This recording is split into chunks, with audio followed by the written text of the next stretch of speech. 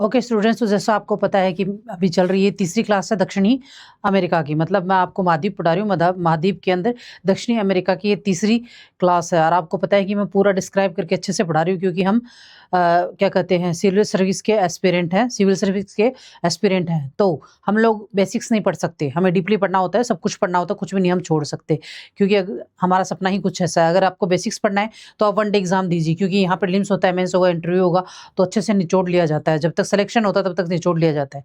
इसलिए हम ये जो तीसरी क्लास है दक्षिणी अमेरिका की, पूरा कंप्लीट महाद्वीप पढ़ा रही हूँ मैं आपको। भू आकृतियाँ तो हैं ही हैं, इसके अलावा भी सब कुछ पढ़ाया जा रहा है, मतलब कंप्लीट महाद्वीप। उसके बाद में आपको महाद्वीप अलग से कहीं से पढ़ने की जरूरत नहीं है। अगर आपने मेरी क्लास ले लेना, उसके बाद में आपको कुछ भी अलग से पढ़ने की जरूरत नहीं बचेगी महाद्वीपों के अंदर। तो आज ये तीसरी क्लास है, इसके अंदर हम नेक्स्ट कंट्री पढ़ेंगे अब, है। उसका नेक्स्ट कंट्री के अंदर है पराग्वे। पराग्वे जो कंट्री है वो नेक्स्ट कंट्री है। आज ये कंप्लीट हो जाएगा, दक्षिणी अमेरिका जो है इस क्लास के अंदर आज कंप्लीट हो जाएगा। तो पराग्वे दक्षिण अमेरिका के आंतरिक भाग में स्थित एक स्थलबद्ध देश है। स्थलबद्ध मैंने आपको बताया ना, स्थलबद्ध यानी समुद्री जो सीमा वो कहीं नहीं लगती, चारों तरफ सिर्फ स्थल की ही सीमा लगती है, जो बोलिविया, ब्राजील और अर्जेंटीना में घिरा हुआ है। कौन से 2-3 कंट्रीज हैं? बोलिविया, ब्राजील और अर्जेंटीना से घिरा हुआ है। इसका कुल क्षेत्रफल लगभग 4,06,752 वर्ग किलोमीटर है। पराग्वे की राजधानी असिंसियंस है। कौन सी है पराग्वे की राजधानी? असिंसियंस है। पराग्वे नदी 2,621 किलोमीटर तक नौगम्य होने के कारण असिंसियंस तक स्मीर आ सकते हैं। कहते हैं स्टीमर आ सकते हैं। दोबारा सुनिए, पराग्वे नदी 2,621 किलोमीटर नौगम्य होने के कारण असिस्मिसियन देश का प्रमुख पतन तक स्टीमर आ सकते हैं। जो देश का प्रमुख पतन है ना, जिसकी राजधानी का नाम भी असिसियन है और इसका असनिसियन देश का पतन यानी बंदरगाह है सबसे बड़ा, जहां तक स्टीमर आ सकते हैं। पराग्वे तथा पराना नदियों के मध्य स्थित इस आंध्र प्रदेश में देश की अधिकांश जनसंख्या संकेंद्रित है। पराग्वे और पराना नदियों के मध्य, मैंने आपको ये शुरू होते मैंने बता दिया था कि ये कुछ कंट्रीज ऐसी हैं जिनका नाम, मतलब जो दक्षिण अमेरिका है और अफ्रीका की कंट्री है, दक्षिण अमेरिका की कंट्री है, इनकी कंट्रियों के नाम जो वो नदियों, पर्वत, पठार, मैदान, मरुस्थल से मिलते जुलते ही हैं सारे नाम, है। तो आपने अगर राज्यों के नाम या कंट्रीज के नाम याद कर लिए ना, राज्यों के करने की जरूरत नहीं है, वैसे कंट्रीज के नाम याद कर ले तो आपको पर्वत, पठार, मैदान, मरुस्थल और प्राकृतिक जो आकृतियां, नदियां, झीलें, इनके नाम अपने आप याद हो जाएंगे, क्योंकि ये नाम ऑलमोस्ट मैच करते हुए से हैं। तो देखिए, पराग्वे था, पराना नदियों के नाम भी और पराग्वे कंट्री का नाम भी है। नदियों के मध्य स्थित इस आंध्र प्रदेश में देश की अधिकांश जनसंख्या रहती है। उसके बाद में पराना नदी पर स्थित ब्राजील की इटापू जल विद्युत परियोजना के विकास में पराग्वे भी साझेदार है। कौन है पराग्वे भी? किसमें? पराना नदी पर स्थित इटापू जल विद्युत परियोजना जो है उसके अंदर पराग्वे भी साझेदार है। पराना नदी पर ही एक अन्य जल विद्युत परियोजना को पराग्वे की अर्जेंटीना से साझेदारी है। अर्जेंटीना और पराग्वे की साझेदारी भी है कि कौन सी के अंदर? जो पराना नदी के अंदर एक अन्य जल विद्युत परियोजना है, किंतु इन परियोजनाओं का अधिकांश लाभ ब्राजील तथा अर्जेंटीना को भी प्राप्त होता है। किसको होता है? ब्राजील तथा अर्जेंटीना को इसका लाभ प्राप्त होता है। पूर्वी पराग्वे दक्षिणी ब्राजील के पराना पठार का विस्तार है। किसका? दक्षिण ब्राजील का जो पराना पठार है उसका ही एक हिस्सा है पूर्वी पराग्वे, जो उर्वरक ज्वालामुखी सेलों से निर्मित है। किससे है? उर्वर ज्वालामुखी से निर्मित है।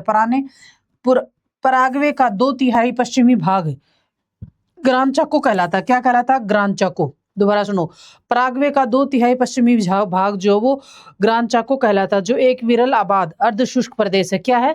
विरल और आबाद अर्ध शुष्क प्रदेश है। चाको का इंडियंस की भाषा में अर्थ शिकारगाह होता है। दोबारा सुनो, चाको का इंडियंस की भाषा में अर्थ शिकारागाह होता है। मतलब चाको जो है उसका अर्थ इंडियंस की जो भाषा, हमारी जो भाषा है उसके अंदर शिकारागाह होता है।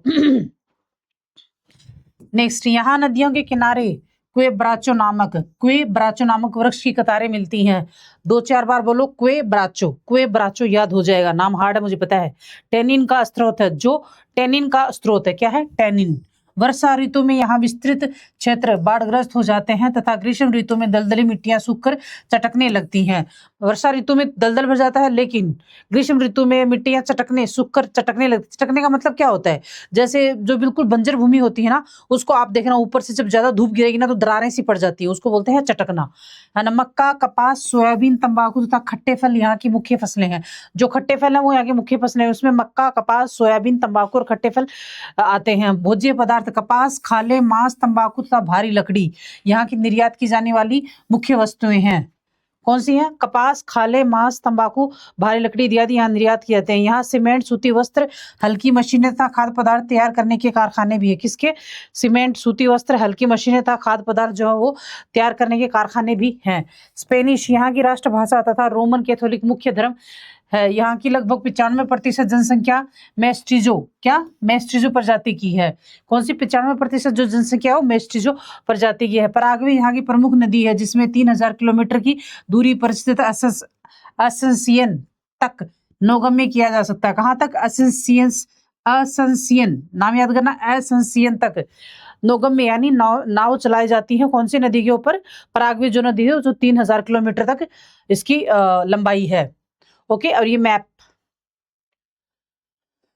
ये है मैप, पॉलिटिकली मैप। मतलब पॉलिटिकली मैप का मतलब ये है, इधर ब्राजील स्थित है, इधर अर्जेंटीना स्थित है, इधर बोलिविया स्थित है, और ये यहाँ है। इसमें ये राज्य है अल्तो पराग्वे, फोर्टिना ओलंपियो, सान पेट्रो है, पेसिलेतन और नियम्बक्कू इत्यादि जो है इसके राज्य हैं। ये मानचित्र इसके अंदर ये देखिए, पतानाल दलदली क्षेत्र है, रियो पिल्कोयामा, प्लीकोमायो, चोको प्लेटू, चोको मरुस्थल, रियो रियो परागुआ नदी, अम्बाम्बा पहाड़ियां, पूर्वी पराग्वे का पठारी क्षेत्र, रियो असनिंसियन, रियो सलाडो, पंपा मैदान, और ये यहाँ पे स्थित है। ये देखो, दक्षिणी अमेरिका के अंदर यहाँ पर पराग्वे स्थित है। इसके अंदर नदियां, झीलें, मुख्य भौगोलिक विशेषताएं, ऊंचाई, संकेत यानी पर्वत, पठार, मैदान, मरुस्थल के लिए ये संकेत किए गए, सब इसके अंदर बताया हुआ है। फिर ये भौगोलिक है, संपूर्ण आर्थिक, प्रमुख वनस्पतियां, उसके बाद में मिट्टी, जलवायु, प्रमुख फसलें, अन्य जानकारी, प्रमुख नदियां, प्रमुख खनिज क्षेत्र, औद्योगिक क्षेत्र, सब इसके अंदर बताए गए हैं।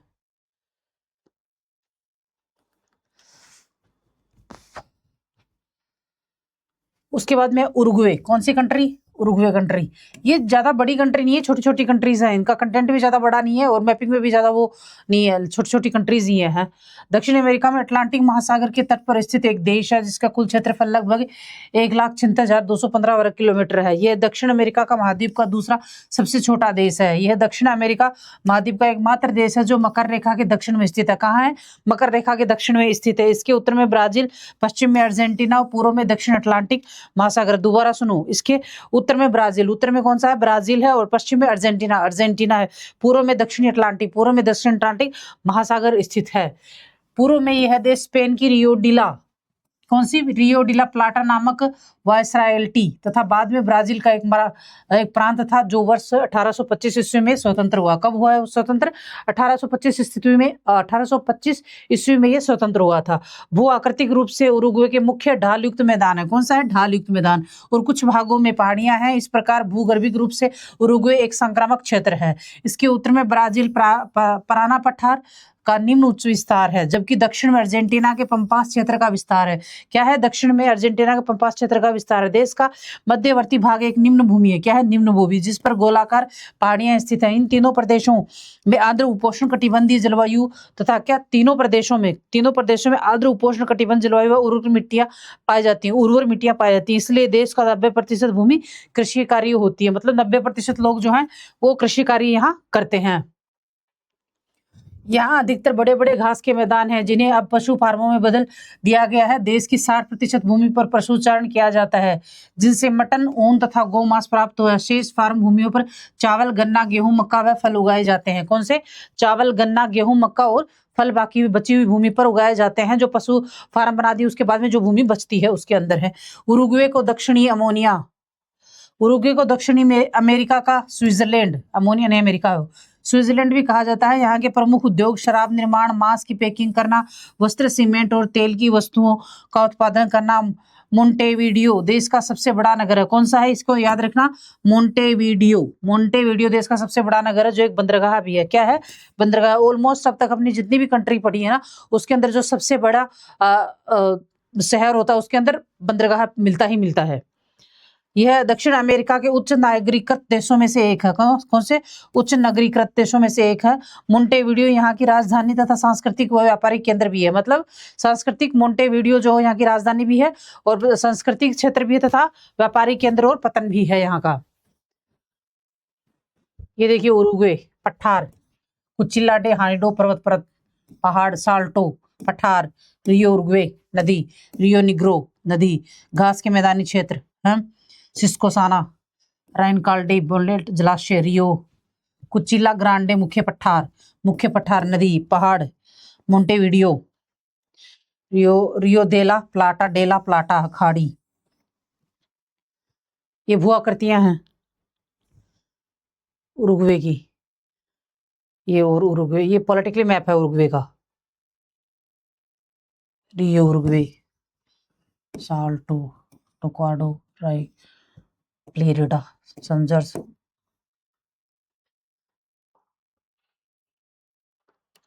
इसके अंदर बताया गया है जलवायु, मिट्टी, खनिज क्षेत्र, उद्योग क्षेत्र आदि सबको बताया गया है इस मैप के अंदर। ये देखो जनसंख्या घनत्व तक भी बता रखा है।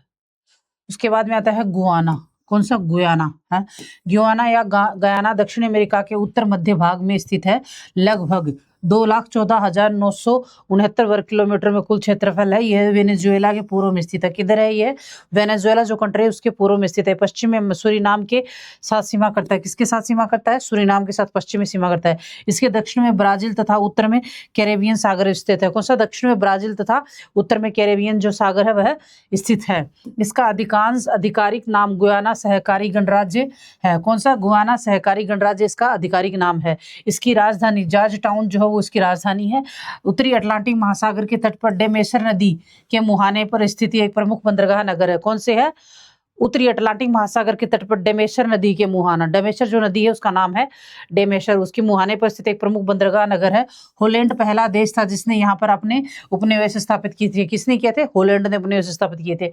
और एसएस क्यूबो, बेरबिस और डमेरारा 18वीं सदी के अंत तक ब्रिटेन में इन तीनों उपनिवेशों पर अपना राज्य स्थापित कर लिया था। कौन कौन से तीनों? जिसमें यहाँ पर एसएस क्यूबो, बेरबिस और डेमेरारा जो है ये तीनों पर 18वीं शताब्दी के अंत तक ब्रिटेन ने अपना अधिकार स्थापित कर लिया था। इसका नाम ब्रिटिश गुयाना रख दिया गया। 26 मई 1966 को यह स्वतंत्र हुआ। कब हुआ? 26 मई 1966 को यह स्वतंत्र हुआ। किससे? ब्रिटेन से। 23 फरवरी 1970 को एक गणराज्य के रूप में स्थापित हुआ। कब? 23 फरवरी 1970 गणराज्य के रूप में स्थापित हुआ। अंग्रेजी यहाँ की राष्ट्रभाषा है। यहाँ के बहुत से भारतीय मूल के निवासी अंग्रेजी के अतिरिक्त हिंदी व उर्दू भी बोलते हैं। क्या बोलते हैं? अनेक भारतीय मूल के निवासी हैं जो हिंदी और उर्दू भी बोलते हैं। यहाँ की अर्थव्यवस्था कृषि आधारित है। गन्ना, चावल, नारियल। कौन से? गन्ना, चावल, नारियल, खट्टे फल तथा सब्जियां यहाँ की प्रमुख फसलें हैं। यहाँ से शक्कर, चावल तथा बक्साइड का निर्यात किया जाता है। यहाँ सोने और हीरे का भी खाने हैं। समस्त भूमि पर घने जंगल, चीनी उत्पादन, शक्कर बनाना, खनन और वस्त्र निर्माण यहाँ के प्रमुख उद्योग है। कौन से है? वस्त्र निर्माण, चीनी का उत्पादन करना, शक्कर बनाना, खनन करना आदि यहाँ के प्रमुख उद्योग हैं। ये देखिए मैप। पकारामा पर्वत श्रेणी यहाँ है। कैतूर पठार है। कुनकुन पर्वत है। कैतूर जलप्रपात भी यहाँ स्थित है। और रूपुनुनी सवाना जैसे विशाल वर्षावन है। अरकाई पर्वत, अकाराई, उसके बाद में इकोनाई झील, और ये एसएस क्यूबो नदी, तटीय मैदान, फिर ये डोरारा नदी, कोपोई झील, बरमस नदी इत्यादि जो है ये इसकी भूआकृतियां हैं। गुयाना राजनीतिक भूभाग। राजनीति में वेनेजुएला इधर है, ब्राजील इधर है, ब्राजील इधर से सूरीनाम उधर स्थित है। विवादित क्षेत्र जो है वेनेजुएला द्वारा दावा, वरीमा वाइनी, ये विवादित क्षेत्र है यहाँ वाला जो है ये। अर्क्यूएनिन मरानी, मेक्सिको द्वीप समूह, पश्चिमी डमरारा, पटारो स्वीप्रोपी, ऊपरी टाक्तू, ऊपरी मेक्सिको। कितने अजीबोगरीब नाम है। और ये इसका क्या? खनिज क्षेत्र, उद्योग क्षेत्र, वनस्पति इत्यादि सब। सूरीनाम नेक्स्ट कंट्री है सूरीनाम। सूरीनाम दक्षिणी अमेरिका महाद्वीप के उत्तरी भाग में स्थित है। किधर है? उत्तरी भाग में, जिसका कुल क्षेत्रफल लगभग 1,83,820 वर्ग किलोमीटर। इसमें 1975 ईस्वी में डच साम्राज्य के स्वतंत्र प्राप्ति की। सूरीनाम की राजधानी परामारिबो है। कौन सी है? परामारिबो। कौन सी है? परामारिबो। देश की दक्षिणी सीमा ब्राजील और उत्तरी सीमा अटलांटिक महासागर से मिलती है। कौन सी? दक्षिणी सीमा ब्राजील तथा उत्तरी सीमा अटलांटिक महासागर से मिलती है। देश की मरोविजेनी और कोरंतीज नदी। कौन सी? देश की मरोविजेनी मरोविजेनी तथा कोरंतीज नदी पर फ्रेंच गुयाना और गयाना से दूर दक्षिण में मिलने वाली सीमा विवादास्पद है। कौन सी? देश की मोरोविजनी तथा कोरंतीज नदी पर फ्रेंच गुयाना और गयाना के दूर दक्षिण में मिलने वाली सीमा विवादास्पद है। सूरीनाम दक्षिणी अमेरिका का क्षेत्रफल और आबादी के हिसाब से सबसे छोटा संप्रभु देश है। दक्षिण अफ्रीका का सबसे छोटा देश है ये। सूरीनाम एक कृषि प्रधान देश है। चावल यहाँ की मुख्य फसलें हैं जो भारतीयों द्वारा उगाई जाती है। किनके द्वारा उगाई जाती है? भारतीयों के द्वारा उगाई जाती है। यहाँ का बॉक्साइट और एल्यूमिनियम भारी भंडार है। बॉक्साइट और एल्यूमिनियम का यहाँ पे भारी भंडार पाया जाता है, जिसका 80% जो हिस्सा है निर्यात किया जाता है। एल्यूमिनियम आधारित उद्योगों के अतिरिक्त खाद्य वस्तुओं और लकड़ी का आधारित उद्योग भी है। कौन सी? खाद्य वस्तुओं और लकड़ी से आधारित जो उद्योग है वो भी इस पे होते हैं। एल्यूमिनियम के अलावा, एल्यूमिनियम का उद्योग तो होता ही होता है, उसके अलावा जो होता है वो। यहाँ विभिन्न जनजातीय मूल के लोग वास करते हैं, जिनमें क्रियोले, भारतीय, जवानी, निग्रो तथा अमेरिंडियन शामिल है। कौन से हैं जिसमें? क्रियोले, भारतीय, जावानी, निग्रो तथा अमेरिंडियन शामिल हैं। ये मैप है, राजनीतिक मैप है ये। तो इसके अंदर दिखाया गया है ब्राजील, फ्रेंच गुयाना, उसके बाद में इधर गुयाना और ऊपर सागर। बारामारिबो, देखो कितने अजीबोगरीब नाम है। ये इसके अंदर स्टेट्स है, निकेरी, न्यू निकेरी, पेरा और सिपालीविनी, अपर क्रोस्टाइन्स, अपर क्रोंटाइन इत्यादि। ये भूआकृतियां, जूलियन टॉप, विलहेल्टिम पर्वत, इंटेरी पठार, शुष्क क्षेत्र, सूरीनाम नदी, निकेरी, न्यू निकेरी, सारामाका जलाशय, ब्रोजोपोलो जलाशय, बांसवर्थ, लिलीपार्ड, कोमेविन, ग्रीविन, मोंटेगो, ब्रजवेंडो, अपर कोरेंटाइन, तापनोहिनी हिल्स, तापनोहिनी माउंटेन झीलें। ये फिर जलवायु, वनस्पति, मिट्टी और उद्योग क्षेत्र तथा जनसंख्या का वितरण बता रखा है इसमें। फिर माउंटेन झीलें देखो, जुलियाना टॉप, विल्हेल्मिना पर्वत, तापनोहोती, इंटीरियर पठार, शुष्क क्षेत्र, ब्रोजोपोंडो जलाशय, ब्रोजोपोंडो, बासवर्थ, सूरीनामा नदी, निकेरी, कोरोनी। वेनेजुएला नेक्स्ट कंट्री है वेनेजुएला। कैरेबियन सागर तट पर स्थित वेनेजुएला दक्षिण अमेरिका महाद्वीप का सबसे उत्तरी प्रदेश है। कौन सा? उत्तरी प्रदेश, जिसका कुल क्षेत्रफल लगभग 9,12,050 वर्ग किलोमीटर है। इसकी खोज कोलंबस ने वर्ष 1498 में की थी। है एक स्पेनिश उपनिवेश रहा जो वर्ष 1821 ईस्वी में स्वतंत्र हुआ था। वर्ष 1830 ईस्वी में गणतंत्र बन गया। क्या हुआ? 1821 ईस्वी में स्वतंत्र हुआ तथा वर्ष 1830 ईस्वी में गणतंत्र बना है। विश्व का सर्वोच्च जलप्रपात एंजल जो जलप्रपात यहीं स्थित है, जो गुआना पठार में कैरोनी नदी पर स्थित है। कहाँ है? गुआना पठार में कैरोनी नदी जो है यहाँ पर एंजल जलप्रपात स्थित है। इस प्रपात की खोज जिम्मी एंजल ने 1930 के दशक में की थी और इसी के नाम पर इसका नाम एंजल जलप्रपात पड़ा। वेनेजुएला की उत्तरी सीमा पर दक्षिणी अमेरिका की विशालतम झील माराकाइबो स्थित है। कौन सी है? वेनेजुएला की उत्तरी जो सीमा है उस पर दक्षिणी अमेरिका की विशालतम झील माराकाइबो, कौन सी? माराकाइबो स्थित है। इसका कुल क्षेत्रफल 12,800 वर्ग किलोमीटर है। कितना है इस झील का? 12,800 किलोमीटर इसका कुल क्षेत्रफल है। वेनेजुएला को भूआकृतियों का विभाजन, वेनेजुएला को 4 भूआकृतियों में विभाजित किया गया है जो निम्न प्रकार है। एंडियन उच्च भूमियां, माराकाइबो बेसिन, गुआना उच्च भूमि और लानोज। कौन सी है? लानोज, गुआना उच्च भूमि और माराकाइबो बेसिन और एंडियन उच्च भूमि।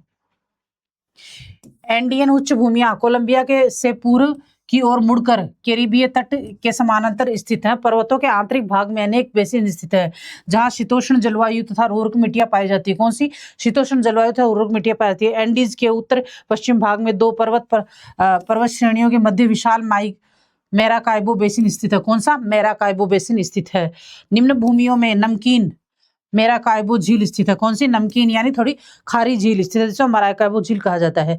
यहाँ लैटिन अमेरिका की उष्णतम तथा आर्द्रतम जलवायु मिलती है। कौन सी? लैटिन अमेरिका की उष्णतम तथा आर्द्रतम जलवायु मिलती है। स्पेनी लोगों ने इस प्रदेश को लघु वेनिस नाम दिया है। क्या दिया है?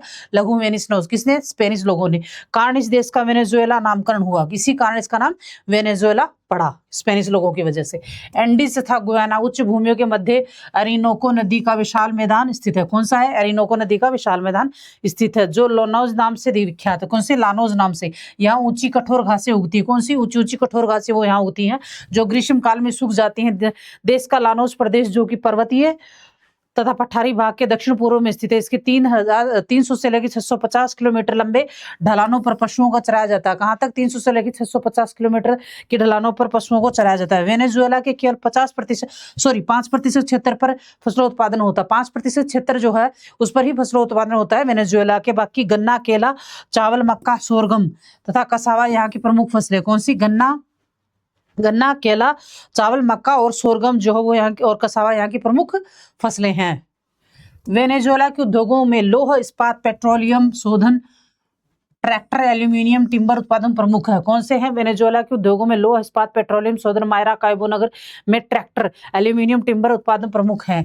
वेनेजुएला लैटिन अमेरिका के सर्वाधिक नगरीकृत क्षेत्रों में से एक है। क्या है? सर्वाधिक नगरीकृत क्षेत्रों में से वेनेजुएला एक है। इस देश की राजधानी काराकास एक मेट्रोपोलियन क्षेत्र है। क्या है? काराकास इसकी राजधानी क्या है? वेनेजुएला की काराकास। ये मेट्रोपोलिटन क्षेत्रों में से एक है, मतलब नगर है। माराकाइबो, वेनेसिया और मराके। कौन सा? माराकाइबो, वेनेसिया और मराके बारकिसिमेती अन्य विशाल नगर हैं। दोबारा सुनो है।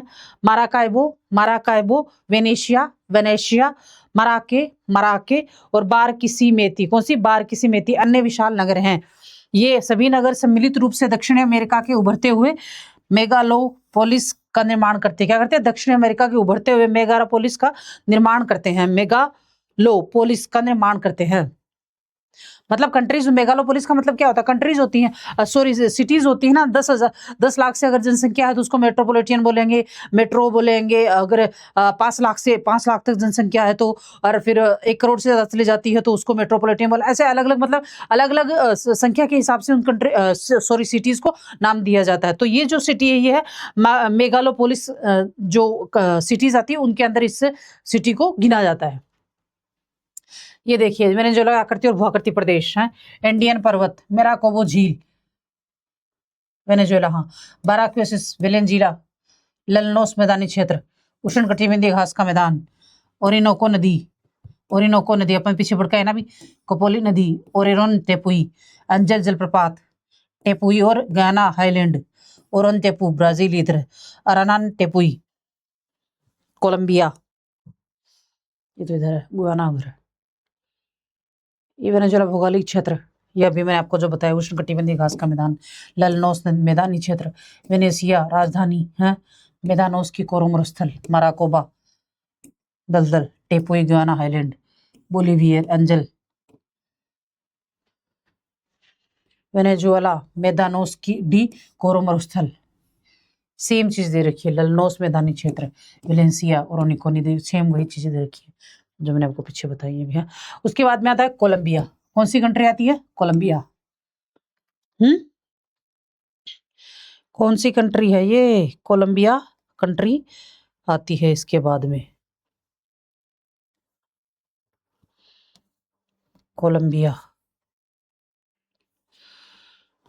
हाँ, तो कोलंबिया एकमात्र देश है जिसका नामकरण नई दुनिया के खोजकर्ता क्रिस्टोफर कोलंबस के नाम पर किया गया था। किसके? क्रिस्टोफर कोलंबस के नाम पे इसका नाम कोलंबिया किया गया। ये दक्षिण अमेरिका के उत्तर पश्चिमी भाग में स्थित एकमात्र देश है। किधर? उत्तर पश्चिमी भाग में एकमात्र एक ऐसा देश है जो अटलांटिक व प्रशांत महासागरों के मध्य स्थित है। अटलांटिक, इधर अटलांटिक है, इधर प्रशांत महासागर, उन दोनों के बीच में ये स्थित है। इसकी सीमा पर पनामा, वेनेजुएला, ब्राजील, पेरू तथा इक्वाडोर स्थित है। कौन से है इसकी सीमा पर स्थित? पनामा, वेनेजुएला, ब्राजील, पेरू तथा इक्वाडोर स्थित है। ब्राजील तथा अर्जेंटीना के पश्चात कोलंबिया दक्षिण अमेरिका का तीसरा सबसे बड़ा देश है। किसके? अर्जेंटीना, ब्राजील और अर्जेंटीना के बाद कोलंबिया जो है दक्षिण अमेरिका का तीसरा सबसे बड़ा देश है। इसका क्षेत्रफल लगभग 1141 वर्ग किलोमीटर है। कितना? 1141 किलोमीटर इसका क्षेत्रफल है। इस देश की खोज सन 1499 में अलोनेसी डी ओजेंडा ने की थी। किसने की थी? अलोन्से डी ओजेंडा, अलोन्से डी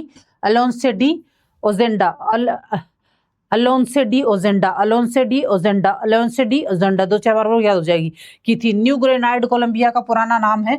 वेनेजुएला तथा इक्वाडोर को एकीकृत करके बृहत्तर कोलंबिया संघ की स्थापना की गई। किसको?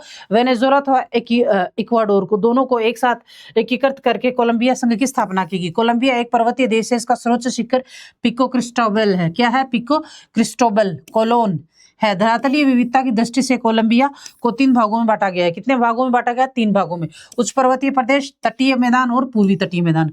ओनली तटीय मैदान, पूर्वी तटीय मैदान और उच्च पर्वतीय प्रदेश। उच्च पर्वतीय प्रदेश यानी वहां पे ज्यादा पर्वत स्थित है, इसलिए। कोलंबिया का एक और जहां पर्वतों की चोटियां बर्फ से ढकी हुई रहती हैं, तो वहीं दूसरी ओर विषुवतीय गर्म और आर्द्र मैदान है। विषुवतीय रेखीय प्रदेश में स्थित होने के कारण कोलंबिया की जलवायु और समुद्र तल से ऊंचाई का प्रभाव दृष्टिगोचर होता है। दूसरे शब्दों में यह अल्पाइन जलवायु मिलती है। दोबारा सुनो, है कोलंबिया का एक और जहां पर्वतों की चोटियां बर्फ से ढकी हुई रहती हैं, तो वहीं दूसरी ओर विषुवतीय गर्म और आर्द्र मैदान है। मतलब दूसरी ओर विषुवतीय गर्म और आर्द्र मैदान है। विषुवतीय रेखीय प्रदेश में स्थित होने के कारण कोलंबिया की जलवायु विषुवत रेखीय प्रदेश में स्थित होने के कारण कोलंबिया की जलवायु पर समुद्र तल से ऊंचाई का प्रभाव दृष्टिगोचर, यानी समुद्र तल से जितनी ऊंचाई है उसका प्रभाव उस पर दिखता है। दूसरे शब्दों में अल्पाइन जलवायु मिलती है। किसमें मिलती है? अल्पाइन जलवायु मिलती है। ऊंचाई के आधार पर कोलंबिया की जलवायु को निम्न भागों में बांटा जा सकता है। उष्णकटिबंधीय जलवायु समुद्र तल से 900 मीटर की ऊंचाई पर जो है उसे हम उष्णकटिबंधीय जलवायु कहेंगे, और समुद्र तल से 901 किलोमीटर से लेकर 2000 किलोमीटर तक जितनी है उसे शीतोष्ण जलवायु प्रदेश कहेंगे। और समुद्र तल से 2001 से लेकर 3000 किलोमीटर की दूरी पर जो जलवायु पाए शीत जलवायु प्रदेश कहेंगे। और समुद्र से 3000 से लेकर 4500 किलोमीटर की दूरी पर जो जलवायु पाए वृक्ष रहित जलवायु प्रदेश कहेंगे। वृक्ष रहित यानी वृक्ष नहीं होते वहां। उसके बाद में 4501 किलोमीटर से लेकर के अधिक जो ऊंचाई है उसको हम सदैव बर्फ से ढकी हुई जलवायु प्रदेश कहेंगे, क्योंकि वो अधिक ऊंचाई के ऊपर है तो वहां हमेशा बर्फ जमी हुई रहती है।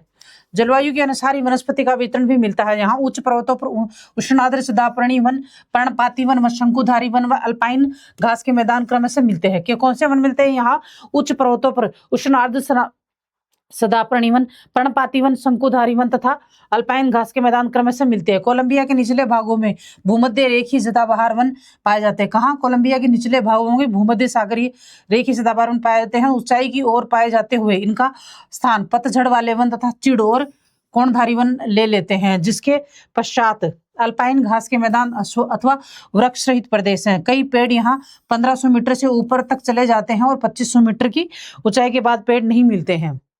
1500 मीटर की ऊंचाई तक पेड़ मिल जाते हैं। दोबारा सुनो, जिसके पश्चात अल्पाइन घास के मैदान अथवा वृक्ष रहित प्रदेश है। कई पेड़ यहाँ 1500 मीटर से ऊपर तक चले जाते हैं, नहीं मिल जाते हैं, लेकिन 2500 मीटर की ऊंचाई पे जाने के बाद में यहाँ पेड़ नहीं मिलते हैं। देश की अधिकांश जनसंख्या पश्चिमी कोलंबिया में संकेंद्रित है, यानी पश्चिमी जो कोलंबिया है अधिकतर जनसंख्या वहीं रहती है, जो काउका तथा मैगडलिना नदी की घाटियों में बसी। कौन सी? काउका नदी तथा मैगडलिना जो नदी उनकी घाटियों में बसी है। ये नदी घाटी उत्तर दक्षिणी दिशा में विस्तृत एंडीज पर्वतों की 3 श्रेणियों में मध्य स्थित है। कौन सी? 3 श्रेणियां। ये नदी घाटी उत्तर दक्षिणी दिशा में विस्तृत एंडीज पर्वतों के 3 श्रेणियों के मध्य स्थित है। हवा कोलंबिया की प्रमुख नकदी फसल है। क्या है? हवा जो कोलंबिया की प्रमुख नकदी फसल है। केला, ताजे फूल नहीं, सॉरी हवा नहीं है, हालांकि है, हालांकि गलत टाइप किया गया। हालांकि कोलंबिया की प्रमुख नकदी फसल केला, ताजे फूल, कपास, गन्ना, तंबाकू, मक्का, चावल, गेहूं, अन्य कृषि उपजे हैं। बोलिविया में पशुपालन अधिक प्रचलित है। कौन सी नकदी फसलें यहाँ की? केला, ताजे फूल, कपास, गन्ना, तंबाकू, मक्का, चावल और गेहूं, अन्य कृषि उपजे हैं। बोलिविया एवं पशुपालन अधिक प्रचलित फसलें हैं। खनिजों में अमेराइड। कौन से? अमेराइड। कोलंबिया विश्व का 50% उत्पादन करता है। प्लेटिनम, सोना, कोयला। उत्तरी लैटिन अमेरिका में बृहत्तम भंडार निकल तथा प्राकृतिक गैस के प्रचुर भंडार मिलते हैं। उद्योगों में वस्त्र, सीमेंट, मोटर गाड़ी, पेय तथा खाद्य पदार्थ, रसायन तथा गैर धात्विक खनिजों पर आधारित उद्योग उल्लेखनीय। दोबारा सुनिए, उद्योगों में वस्त्र, सीमेंट, मोटर गाड़ी, पेय व खाद्य पदार्थ, रसायन तथा गैर धात्विक खनिजों पर आधारित उद्योग मिलते हैं। कोलंबिया की प्रमुख भाषा स्पेनिश है। कौन सी है? स्पेनिश है।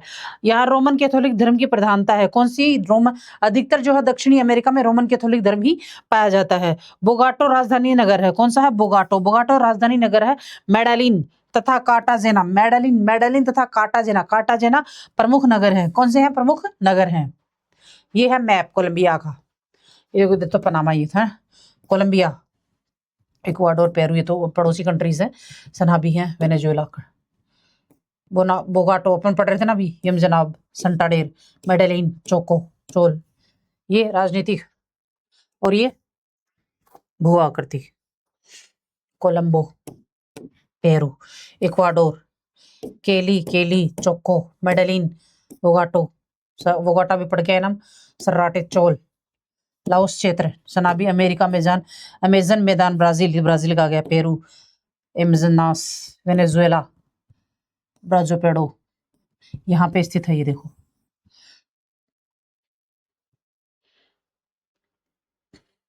राजनीतिक, ये तो हमने पढ़ ही लिया था अभी।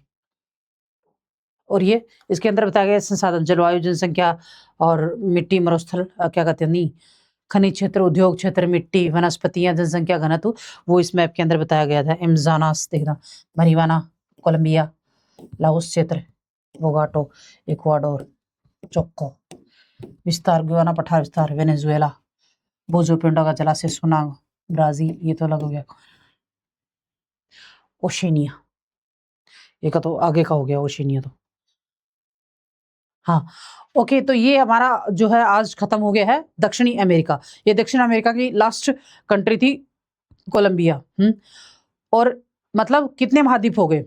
एशिया, यूरोप, दक्षिणी अफ्रीका, उत्तरी अमेरिका और दक्षिणी अमेरिका, 5 महाद्वीप कंप्लीट हो चुके हैं। और अगर आप डेली का डेली भी पढ़ते ना, तो भी आपके जहां यहाँ मैंने पढ़ा के 5 महाद्वीप कंप्लीट कर दिया, आप याद करके माइंड में भी आपके 5 महाद्वीप कंप्लीट, अगर आप पढ़ रहे हो तो हो चुके हैं। और अगर नहीं पढ़ रहे हो तो पढ़ना शुरू कर दो, हो जाएंगे। और बाकी का नेक्स्ट क्लास में हम नेक्स्ट महाद्वीप लेकर आऊंगी मैं। हाँ, और ये महाद्वीप यहीं खत्म होता है। अगर कोई डाउट है तो मैं हर क्लास के अंदर बोलती हूँ कि डेली का डेली पढ़ो, कल किसी का नहीं आया आज तक, ठीक है। कल में फिर आता है बर्डन, बहुत सारा हो जाता है, फिर बर्डन पड़ जाता है। तो अगर नहीं कुछ समझ में आता है तो कमेंट बॉक्स में कमेंट करके पूछ लिया करो। और आज ये खत्म होता है दक्षिणी अमेरिका यहीं पे। ओके बाय, मिलेंगे नेक्स्ट क्लास के अंदर, नेक्स्ट महाद्वीप के अंदर, नई क्लास में मिलेंगे नए महाद्वीप के साथ। Okay bye.